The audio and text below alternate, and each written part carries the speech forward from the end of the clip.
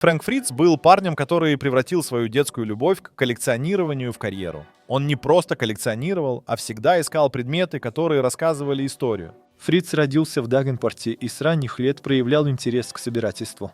Камни, марки, монеты, даже бритвы и пивные банки. Подростком он ходил вдоль железнодорожных путей и собирал вещи, выброшенные бродягами. Он умел разглядеть ценность в том, на что другие смотрели с пренебрежением. В конце концов, люди используют вещи не бездумно, и именно эти кусочки истории разжигали любопытство Фрэнка Фрица. Его страсть не ограничивалась мелочами и безделушками. В юности он по уши влюбился в старинные мотоциклы. Его первым приобретением стал Harley Davidson 1964 года. За ним последовали классические мотоциклы 70-х и 50-х. Вступив во взрослую жизнь, Фрэнк Фриц уже имел достаточно дорогостоящих находок, которые выросли в цене. Вопреки всем ожиданиям, он не начал с антикварного бизнеса. Вместо этого он пошел в пожарные. Многим сложно представить его пожарным, который идет в горящее здание. На самом деле он оценивал пожарную угрозу и занимался внедрением противопожарных мер. За один только год на этой работе он посетил примерно 1600 мест, а он проработал пожарным инспектором 25 лет. Но даже на этой героической работе любовь Фрэнка к коллекционированию не угасла. Он начал собирать снаряжение и прочую атрибутику, связанную с пожаротушением. Конечно, проявляя особый интерес к частичкам прошлого этой профессии. Фрица осенило, когда он продал за $475 вещь, которую приобрел за 15. Он понял, что все эти памятные вещи могут стать бизнесом. Поэтому в 2002 он открыл свой первый магазин «Находки Фрэнка Фрица». Фриц не стремился заключать крупные сделки. Он предпочитал несколько небольших. Объединял разные предметы в бандлы. Со временем его энтузиазм начал приносить плоды. Фрэнк стал экспертом в своей области и продолжал находить ценные и исторически богатые предметы в самых разных местах. Фриц не остановился и на этом. Он перенес свою любовь к антиквариату в интернет. Да, он искал и продавал предметы старины онлайн, охватывая совершенно новую аудиторию. Так поиски сокровищ Фрэнка перестали быть локальными, они стали глобальными. Но настоящим поворотным моментом для него стала слава на телевидении. Шоу Майка Вулфа. Важную часть в жизни Фрэнка Фрица занимает Майк Вулф. Вместе они стали двумя самыми известными охотниками за антиквариатом на телевидении. Благодаря их совместным усилиям шоу американские коллекционеры собирало миллионы зрителей. Они душевно путешествовали по стране в поисках редкостей, смеясь и торгуясь с интересными людьми. Но за кулисами все было далеко не так гладко. Вулф и Фриц познакомились еще в школьные годы и поначалу не были друзьями. В конце концов, их объединила страсть к коллекционированию. Они раскрывали историю по кусочку. Но у Майка была мечта — превратить эту страсть в нечто большее. Он выкладывал в интернет видеоролики с надеждой, что продюсеры их заметят. Когда на него обратил внимание History Channel, собственное шоу ему было обеспечено. Фрэнк Фриц особо не интересовался участием в шоу, но Майк Вулф его уговорил. Зрители немедленно полюбили искренность Фрица. Он стал сердцем шоу. Его обаяние и неподдельный интерес возводили мосты между ним и обладателями редкостей. В то же время Вулф был мозгом, качественно управляя бизнесом и выполняя тяжелую работу по заключению сделок. Правда, их ответственный за финансы соведущий Даниэль Колби приходилось сдерживать энтузиазм их обоих. Американские коллекционеры завоевали сердца поклонников своей человечностью. По словам Фрица, встречи с антикварами не были прописаны в сценарии. Вулф и Фриц живо общались и были самими собой, без фальшивой драмы. Казалось, ничто не могло их разлучить. Однако у Фрица и Вулфа были свои проблемы. Они хорошо работали вместе, но недовольство иногда проглядывало в эпизодах. Например, однажды Фриц был за рулем грузовика, а Вулф вел переговоры по телефону. 31 минута об одном и том же мотоцикле. Последний раз, когда я вел грузовик, в тишине был. О, верно, никогда, сказал Фрэнк.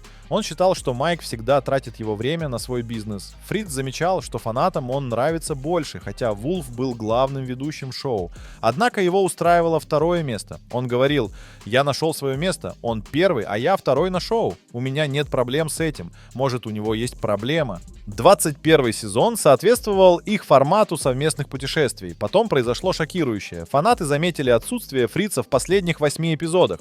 22 сезон вышел без него. Поклонники остались без ответов. Появились слухи, что Вулф хотел убрать его из шоу, чтобы заменить его своим братом, Робби Вулфом.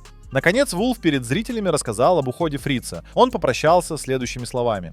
Путь, который мы с Фрэнком и Дэнни начали в 2009 году, как и вся наша жизнь, был полон взлетов и падений, благословений и испытаний, но он также был самым полезным. Я буду скучать по Фрэнку, как и все вы, и я молюсь о том, чтобы в следующей части его пути его ждали только хорошие новости. Фриц грубо ответил в интервью, что это брехня, и что речь была для него написана. Он раскрыл подробности об их отношениях в школе. Они смеялись вместе только когда Майк подкалывал кого-то другого. Вулф попытался прояснить ситуацию. Фриц ушел по собственному желанию, потому что ему нужен был перерыв. Даниэль Колби сказала, все могло быть по-другому. Но Фрэнк навредил себе алкоголем и другими вещами. Оказалось, Фриц пропал из-за операции спины. Он заявил, что Вулф знал о его спине, но не пытался связаться даже по телефону. Они не разговаривали на протяжении 2 лет. Тысячи людей хотели вернуть Фрица. Он мог получить новое шоу, если бы захотел. Однако его жизнь пошла под откос. Личная жизнь. Фрэнк Фриц был помолвлен с Диан Бэнксом. Они вместе купили особняк для совместной жизни. Но затем их история любви закончилась публичным скандалом. Диан обвинила Фрэнка в измене, заявив, что застала его с другой женщиной в сарае. Он представил историю иначе и сам обвинил ее в неверности. Он даже сделал тату с надписью «Однажды изменщица, всегда изменщица». Все стало еще хуже, когда Бэнксон подала на Фрица в суд за халатность в обращении с фейерверками. По ее словам, Фрэнк и его друг были пьяны и запускали фейерверки дома. Они не могли зажечь огонь, потому поместили в закрытую винтажную пепельницу. Фриц оставил фейерверк там и не предупредил Диан. Она курила и использовала пепельницу. Произошел взрыв, оставивший ей серьезные ожоги. Кроме того, после этого Фриц отказался отвезти ее в больницу, посоветовав ей крепиться. Через 2 месяца Диан отказалась от обвинений при неизвестных обстоятельствах. Вскоре Фрэнк и Диан съехали из особняка. Они больше никогда не разговаривали. Майк Вулф в эмоциональном интервью рассказал больше об отношениях Фрица и Бэнксон.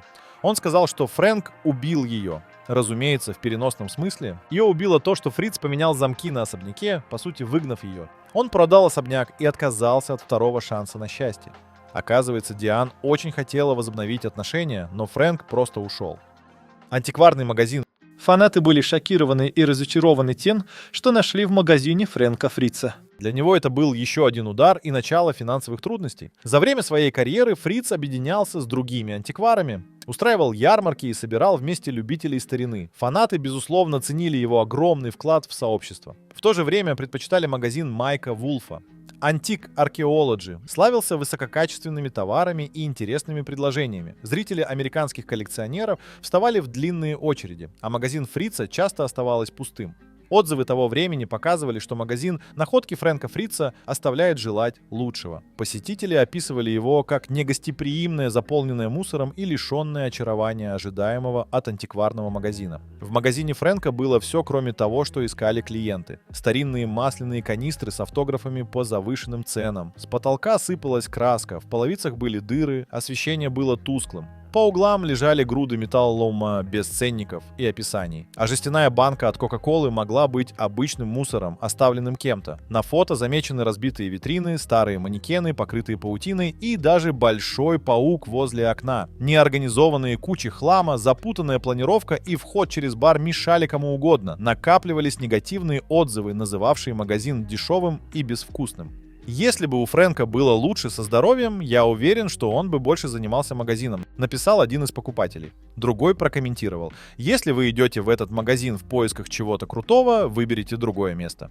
Секция антиквариата маленькая и очень скучная, добавил третий. Другие говорят, что Фрэнк Фриц даже не владел этим магазином, и владелец использовали его имя, чтобы заманивать покупателей. Впрочем, есть и те, кто довольны ассортиментом коллекционных вещей и рекомендуют посетить магазин. По атмосфере его сравнивают с универсальными магазинами 80-х. Фриц не сдался. Он начал менять ситуацию, нанимая продавцов, которые не были грубыми и могли подобрать товары, которые действительно хотели клиенты. Он начал добавлять больше ценных антикварных вещей на полки, а также добавил к товарам старый мерч, в том числе футболки со слоганом «Верните Фрэнка», намек на его увольнение, лечение и смерть. Фрэнк Фриц прославился своим юмором и веселым нравом. Но его реальные трудности были совсем не смешными. Фриц боролся с болезнью Крона, непредсказуемым заболеванием, от которого нет лекарства. Он похудел на 65 фунтов, постоянно чувствовал себя истощенным и усталым. И это еще не все. Фриц перенес операцию по замене 2 стержней в позвоночнике. Это был поворотный момент в его жизни, ведь именно тогда ему пришлось покинуть шоу. Слава и богатство не облегчали ситуацию. Все знали, что в жизни Фриц такой же, как на экране. Его узнавали на улицах, ожидая, что он будет шутить и рассказывать истории. Ему приходилось бороться за свое здоровье за закрытыми дверями. У Фрица развилась тревожность от постоянного внимания, давления публики и эмоциональных нагрузок. Фриц обратился к медикаментам, включая Xanax. Однажды он запил лекарство алкоголем и сел за руль. Его арестовали и обязали пройти курсы обращения с лекарствами. Алкоголь всегда был частью жизни Фрица. Его мать умерла 5 лет назад от алкоголизма. Его дед также до смерти боролся с зависимостью. Фриц понял, что ему нужна помощь. Поэтому он отправился на 77 дней в реабилитационный центр в Айове.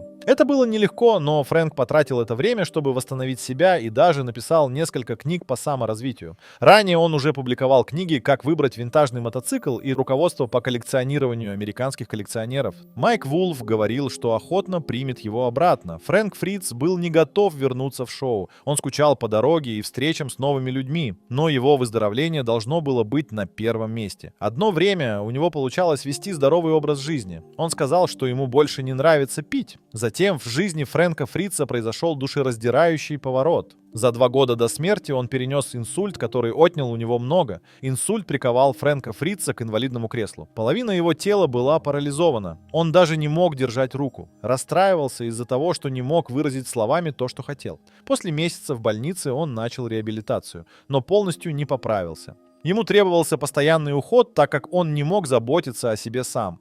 В его доме были установлены пандусы. Медицинские счета стали заоблачными. Фриц был помещен под опеку через несколько недель после инсульта. Его опекун стал управлять его финансами, пополнять запасы в его магазине. Говорят, что его отцу, Вильяму Фрицу, предлагали эту роль, но он отказался. Когда состояние Фрэнка Фрица ухудшилось, Майк Вулф осознал кое-что важное. Он сказал: «Сейчас не время сводить счеты. Сейчас время молиться за моего друга». Также, по словам анонимного друга, именно Вулф долго хотел и не мог увидеться с Фрицем. Воссоединение было эмоциональным. Оба были в слезах. Вулф сказал: «Никто не сможет заменить тебя, Фрэнк». Они поделились воспоминаниями о своем первом участии в ток-шоу, о том, как нервничали перед выступлением, и даже намекнули на возможное воссоединение на своем реалити-шоу. Но этому не суждено было случиться. В сентябре 2024 года Фрэнк Фриц нас покинул. Ему было 60 лет. Майк Вулф был с ним и держал его за руку в последние минуты. Именно он сообщил о его смерти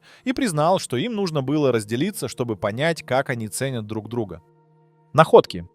Представьте себе тайные запасы редкостей, спрятанные в сараях и гаражах. Эта коллекция меняет представление о наследии одного человека. Но ее самая впечатляющая часть оставалась долго неизвестной. Когда близкие друзья Фрэнка Фрица открыли его личный гараж, они были поражены. Там были ряды винтажных мотоциклов. Некоторые в идеальном состоянии, другие сломанные или отремонтированные. Многие были куплены как инвестиция для перепродажи. Но все больше отправлялось в личную коллекцию. Кроме 40 мотоциклов были также 4 машины. Фрэнк Фриц хорошо организовывал свои коллекции. В разных местах нашлись полные комнаты старинных часов, редких ламп и статуэток. Оценщик взглянул на коллекцию и оценил вместе с домом и антикварным магазином в $6 миллионов.